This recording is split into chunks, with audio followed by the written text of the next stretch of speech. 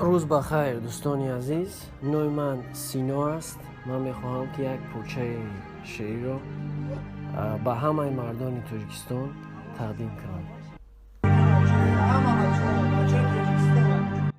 خصلتی مردی نداری، خانه مردان نرم.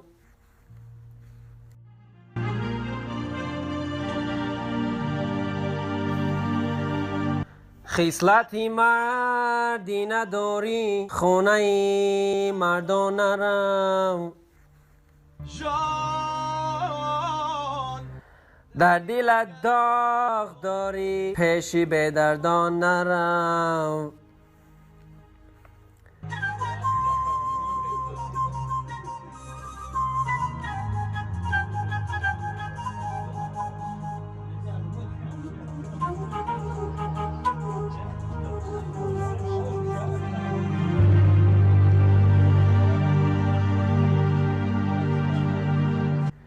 زندگی دارد هزاران سیر و اسرار بخت.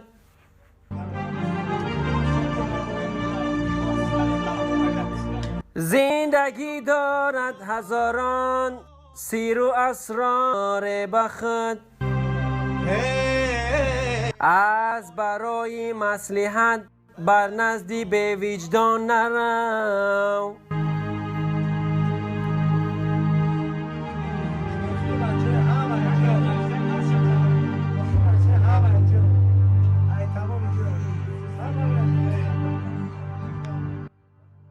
هر کسی آید به دنیا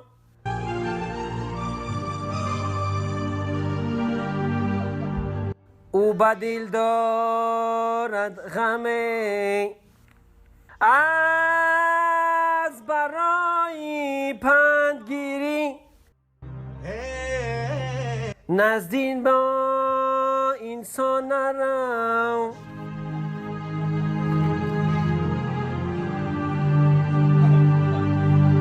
زندگی دارد هزاران سیر و اسرار بخت. از برای مصلحت بر نزدی به وجدان نرو.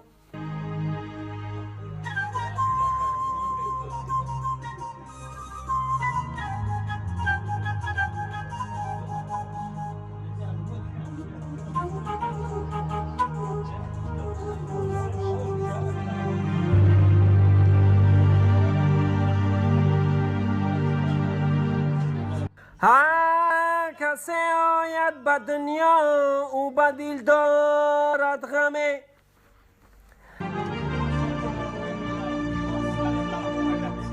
از برای پندگیری نزدیک انسان نرو. در دل ما نیست آخر بر کسی هرگز بدی.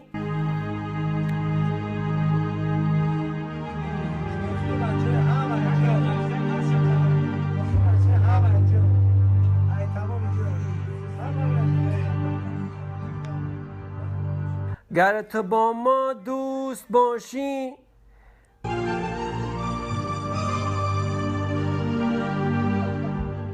پیشی نامردان نرو. جان در سفر مردانه باش، شیوه مردی نداری مثل زن در خانه باش.